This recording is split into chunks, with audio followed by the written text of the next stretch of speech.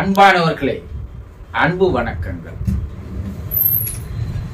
நாளை காலை பௌர்ணமி அன்று காலை 4 மணியிலிருந்து பிரம்ம முகூர்த்த வேளையில் இறந்தவர்களின் ஆன்மா சாந்தி அடைவதற்காக 21 நாட்கள் பிரார்த்தனை நிகழ்வு நடைபெற இருக்கிறது. உங்கள் குடும்பங்களில், இல்லங்களில் யாராவது இறந்து போயிருந்தால், அது தாயாக இருக்கலாம், தகப்பனாக இருக்கலாம், கணவனாக இருக்கலாம், மனைவியாக இருக்கலாம், சகோதர சகோதரிகளாக இருக்கலாம், குழந்தைகளாக இருக்கலாம், அகால மரணம் அடைந்தவர்களாக இருக்கலாம். இப்படி யாரோ ஒருவர் இறந்து போயிருப்பார். அவர்களுடைய ஆன்மா சாந்தி அடைய வேண்டும். அதற்கு பிரார்த்தனை நிகழ்வுகள் நடைபெறுகிறது.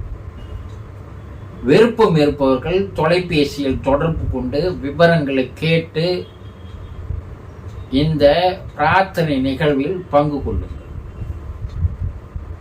புதிதாக இந்த சேனலை பார்ப்பவர்களாக இருந்தால் முதலில் இந்த சேனலை சப்ஸ்கிரைப் செய்து எனக்கு ஆதரவையும் ஊக்கத்தையும் உற்சாகத்தையும் தாருங்கள். இன்று நாம் என்ன பார்க்க போகிறோம்?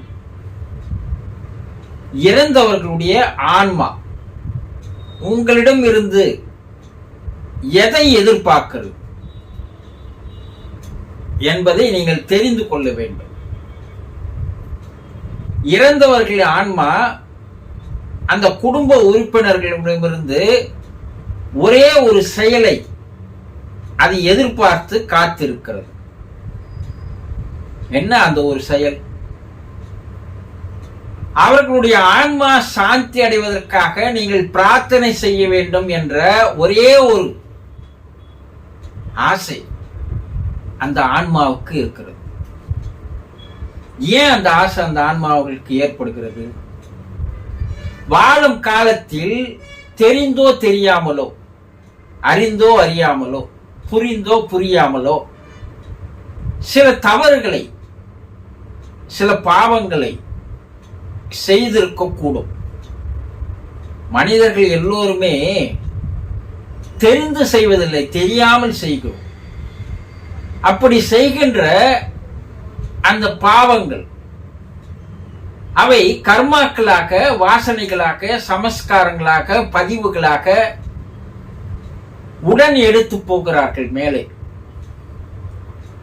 அதற்கு தகுந்தாற் போல் அவர்களுக்கு வாழ்க்கையானது அங்கே தரப்படுகிறது என்பதை வேத காலம் முதல் கொண்டு பல ஆயிரம் ஆண்டுகளாக நம்முடைய முன்னோர்கள், ரிஷிகள், முனிவர்கள், யோகிகள், தவசிகள் எல்லோரும் பல நூட்களின் மூலமாக, புராணங்களின் மூலமாக, கருட புராணத்தின் மூலமாக, பல நூட்களின் மூலமாக அதை தெரிவித்து வருகிறார்கள். ஆவி உலக ஆராய்ச்சிகளும் கடந்த 200 ஆண்டுகளாக இதையெல்லாம் கண்டுபிடித்து நம்முடைய முன்னோர்கள் கூறியது அனைத்தும் 100% உண்மை என்பதை தெரியப்படுத்தி இருக்கிறார்கள். இப்ப அவ்வாறு போகின்ற அந்த ஆன்மா தன்னுடைய கர்மாவிற்கு ஏற்றார் போல் அதன் உண்டான பலனை அங்கே அனுபவிக்கிறது.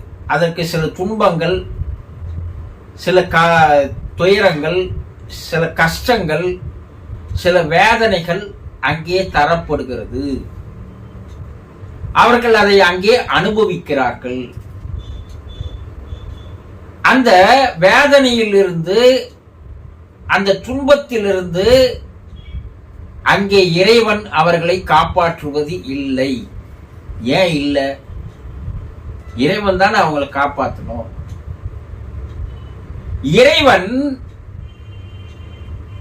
உயிரை தந்தான், பிறப்பை தந்தான், அறிவை தந்தான், சிந்திக்கக்கூடிய குணத்தை தந்தான், எல்லாத்தையும் தந்தான். நீங்கள் தான் எது நல்லது கெட்டது என்று பகுத்து பார்த்து ஆராய்ந்து அதை செய்தால் அந்த வாழ்க்கை உங்களுக்கு நல்லது ஒரு வாழ்க்கையாக, ஒரு தெய்வீகமான வாழ்க்கையாக, ஒரு பரிசுத்தமான வாழ்க்கையாக, ஒரு தூய்மையான வாழ்க்கையாக, தெய்வ நிலையோடு உங்களால் வாழ முடியும். அதை யாரும் தடுப்பதில்லை. நீங்க தான் அதை யோசிக்கணும். நீங்க தான் அதை சிந்திக்க வேண்டும். அதுக்குதான் உங்களுக்கு சிந்தனா சக்தி தரப்பட்டு இருக்கிறது. மனித பிறப்பினுடைய நோக்கம் என்ன, குறிக்கோள் என்ன, லட்சியம் என்ன, இலக்கு என்ன, எதற்காக இறைவன் நமக்கு இந்த பிறப்பை தந்திருக்கிறான், இந்த பிறப்பை எப்படியெல்லாம் நாம் வாழ வேண்டும், இதையெல்லாம் நீங்கள் தான் தெரிந்து கொண்டு வாழ வேண்டும். நீங்க எந்த நல்லது செய்தாலும் இறைவன் உங்களுக்கு துணையாக இருக்கிறான். அதில் எந்த விதமான சந்தேகமும் தேவையில்லை. எந்த விதமான தவறான செயல்களில் ஈடுபட்டாலும் இறைவன் உங்களுக்கு துணையாக இருப்பதில்லை, விலகி நிற்கிறான். அப்போ நீங்க தானே அதெல்லாம் சேர்த்து எடுத்துன்னு போனீங்க. அதற்குண்டான தண்டனையை நீங்க தானே அனுபவிக்கணும். அப்படி இல்லைன்னா மனித பிறப்பு எதற்கு என்பது தெரியாமலே போய்விடுமே. அதனால் இறைவன் அங்கே அந்த ஆத்மாக்கள் துன்பப்படுவதை, வேதனைப்படுவதை, கவலைப்படுவதை அவன் தூர நின்று வேடிக்கை பார்க்கிறான். அப்ப அந்த துன்பத்திலிருந்து அவர்களை விடுவிக்க முடியாதா என்றால், ஆவி உலகில் இருக்கின்ற உயர்நிலை ஆன்மாக்கள் என்ன சொல்லுதுன்னா, அவங்களுடைய குடும்பத்தார் அவர்கள் அந்த இடத்திலிருந்து விடுதலை பெறுவதற்கு, அந்த துன்பத்திலிருந்து விடுவிக்கப்படுவதற்கு, மேல்நிலைக்கு அவர்கள் செல்வதற்கு குடும்பத்தாருடைய பிரார்த்தனை தான் 100% உதவி செய்யுமே தவிர வேறு யாராலும் உதவிகள் செய்ய முடியாது. இந்த பிரார்த்தனையை அடிப்படையாக வைத்துத்தான் நம்முடைய முன்னோர்கள், வேதகால ரிஷிகள் முதல் கொண்டு எல்லோரும் சில சடங்குகளை, சில காரியங்களை, சில வழிபாடுகளை வைத்தார்கள். நீங்க பூஜை செய்வது, அதே நேரத்தில் அவர்களுக்கு திதி தருவது, அவர்களுடைய மாதம் மாதம் அமாவாசை என்று அவர்களை வணங்குவது, வருடத்திற்கு ஒரு முறை நினைவு நாள் கொண்டாடுவது, அவர்கள் புதைத்த அந்த இடத்தில் கல்லறை எழுப்புவது, கல்லறை விழா கொண்டாடுவது, நினைவு விழா, கல்லறைக்கு சென்று நினைவு தினத்தை கொண்டாடுவது, இதெல்லாம் எதனுடைய அடிப்படையில் என்று ஆழ்ந்து பார்த்தால் அவர்களை நினைத்து நீங்கள் பிரார்த்தனை செய்ய வேண்டும் என்பதான கருத்து தான் அதில் இருக்கிறதே தவிர வேறு இல்லை. அப்பதான் அவங்கள நினைப்பீங்க, அவங்க நல்லா இருக்கணும், அவங்க சந்தோஷமா இருக்கணும், அவங்க ஆனந்தமா இருக்கணும், அவங்க மகிழ்ச்சியாக இருக்கணும். இதுதான் அடிப்படை. ஆனா நீங்க சடங்குகளையும் அந்த காரியங்களையும் வழிபாடுகளையும் அதனுடைய உள்ள அர்த்தம் தெரியாமல், எதற்காக நாம் இதை செய்கிறோம் என்பதை தெரிந்து கொள்ளாமல், அதை பற்றி ஆராய்ந்து அறிந்து கொள்ளாமல் ஏதோ ஒரு கடமையாக செய்கிறீர்கள். மனம் முழு ஈடுபாட்டோடு அவர்களோடு அந்த நேரத்தில் அவர்களை நினைத்து சேருவது இல்லை. ஏதோ நான் செய்துட்டேங்க, முடிஞ்சு போச்சு, ஒரு 2 நிமிடம் 5 நிமிடத்துல அந்த காரியத்தை முடிச்சுட்ட, முடிஞ்சு போச்சுங்க, திதி தரணும் தந்துட்டேன், இப்படிதான் இருக்கிறீங்களே தவிர அவர்களோடு மனம் உவந்து அவர்களை நினைத்து நீங்கள் பிரார்த்தனைகளை செய்வது இல்லை. எல்லா மதங்களும் பிரார்த்தனையின் அடிப்படையில் தான் இந்த மதங்களே இயங்குகிறது என்பதை புரிந்து கொள்ளுங்கள். கடவுள் இருக்கிறான் என்று நம்புவது பிரார்த்தனையின் அடிப்படையில் தான். உங்களுக்கு வரக்கூடிய துன்பங்களை போக்கிக் கொள்வதற்கு பிரார்த்தனை தான் உங்களுக்கு கை தருகிறது.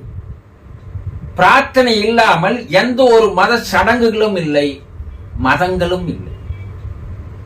எல்லா மதத்தில் செய்கின்ற சடங்குகள், வழிபாடுகள், காரியங்கள், இவை எல்லாமே அந்தந்த மதம் ஒரு அடிப்படையான நம்பிக்கையோடு பிரார்த்தனையைத்தான் வைக்கிறது. பிரார்த்தனையால் எதை வேண்டுமானாலும் சாதிக்கலாம்.